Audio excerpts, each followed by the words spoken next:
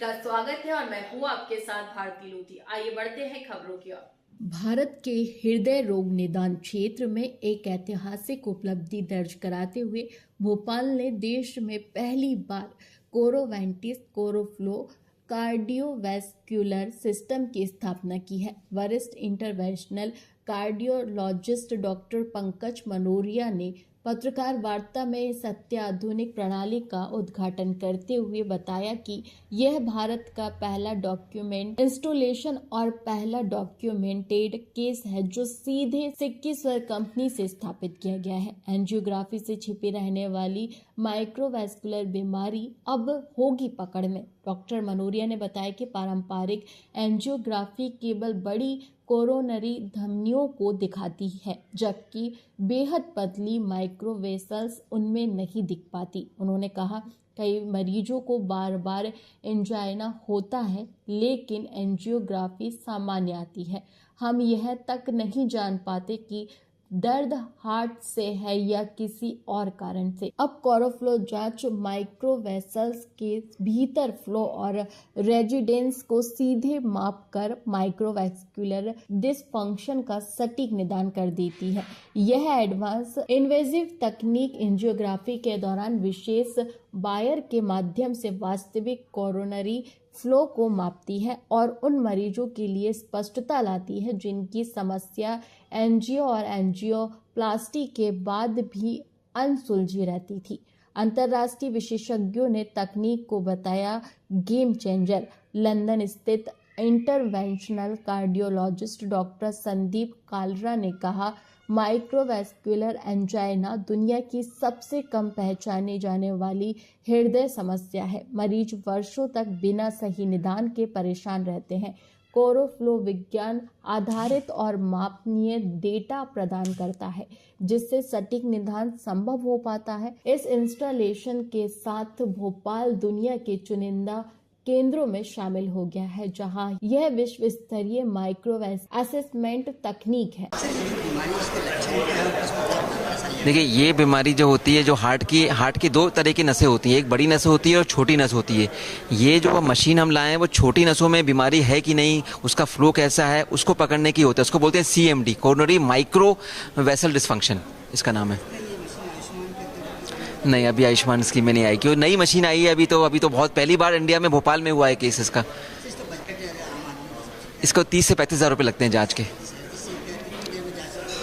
आधे घंटे की जांच हो जाती है, आधे घंटे में। वो उसको पेशेंट को चेस्ट पेन होता है, इसमें सांस फूलती है, उसका मेन लक्षण यही होते हैं इसके। भोपाल में मनोरिया हॉस्पिटल में पहली बार जांच हुई। दुत्कारे जाते हैं, निगलेक्ट किए जाते हैं ऐसे पेशेंट्स कई बार कि तुम्हारी मेन नसें ठीक है तो कुछ नहीं है। एक जो आम धारणा है कि मेन ठीक है तो सब कुछ, ऐसा नहीं है। मतलब सौतेला व्यवहार समझते हैं, स्टेप मदर एटीट्यूड होता है, सौतेला व्यवहार होता है तुम्हारा। नॉर्मल है तुम जाओ, हटो, कुछ नहीं तुम्हारा।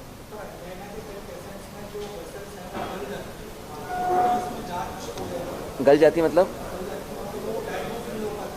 हाँ बिल्कुल हो जाएगा। इससे आपकी बड़ी नसों का भी जांच हो जाएगा, छोटी का भी हो जाएगा। ऐसा नहीं कि बड़ी की नहीं, ये बड़ी की भी जांच कर लेगी।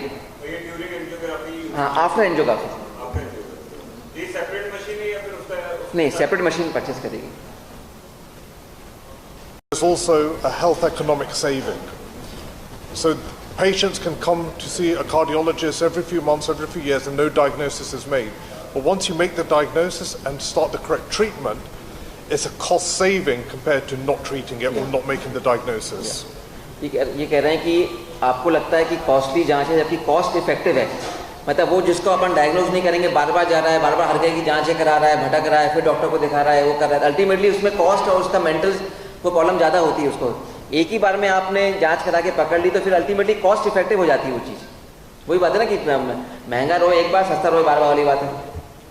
And the other finding was that quality of life. Quality of life, मतलब जिसको अगर कोई बीमारी लग जाती है उसकी क्वालिटी ऑफ लाइफ बिल्कुल खराब हो जाती है। आपको कोई भी एक बीमारी लग जाए, आपका चेस्ट पेन हो रहा है, भले आप नॉर्मल बोल रहे हैं एंजियोग्राफी, तो आपका मन नहीं लगेगा, काम में मन लगेगा, आपकी प्रोडक्टिविटी कम हो जाएगी, आपकी quality of life, family life सब बर्बाद हो जाती है। अगर आपका डायग्नोज सही हो गया, आपने सिम्टम्स आपने ठीक कर दिए, तो फिर आदमी बाकी जगह अपना को प्रोडक्टिविटी हेल्प कर सकता है। तो क्वालिटी ऑफ लाइफ बहुत फर्क पड़ जाता है इससे। Does it have any connection with the lifestyle? So we know the risk factors of diabetes, high blood pressure, smoking. So all of these things that we address for the heart, a healthy heart, we would do anyway. But then in addition, we make a diagnosis and give medication. Like indirectly, it has connection because diabetes, blood pressure, these smoking, these are lifestyle diseases to be. तो अगर आपकी lifestyle खराब होगी तो आपको risk factor ज़्यादा होंगे. Risk factor ज़्यादा होंगे तो बीमारी ज़्यादा होगी. बीमारी दोनों हो सकती है, बड़ी नसों की, छोटी नसों की. तो रिस्क फैक्टर्स कई बार कॉमन होते हैं, तो फिर more the risk factors, more will be the chance of having these diseases.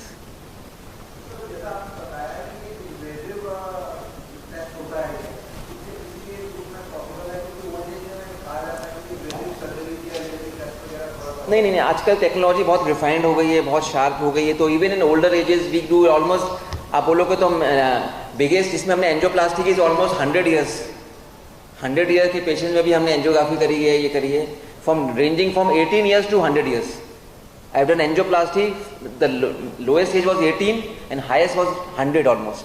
So this is a spectrum of age we have. अब टेक्नोलॉजी काफ़ी एडवांस हो जा गई है, तो ओल्डर एज में भी हम लोग करते हैं, सब चीज़ें करते हैं. But as I said this, ये बीमारी मिडिल एज में बहुत कॉमन है. बिटवीन 40 to 60, 65 में ज़्यादा होती है ये माइक्रोवेसिस. हाँ, I was going to say that drawbacks of this one of the machine. key things is the safety is very, very good. It is as safe as doing an angiogram. So if somebody can have an angiogram, they can have this test. It doesn't increase the risk of the test at all.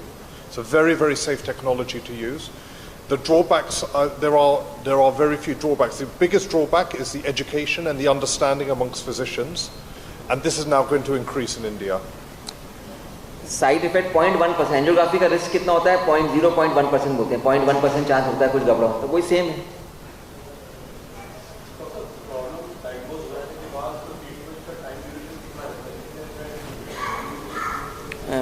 Time duration of treatment few weeks.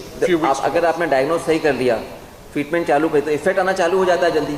Then few weeks to few months. Treatment is not that difficult. फिर आप कर सकते हो treatment.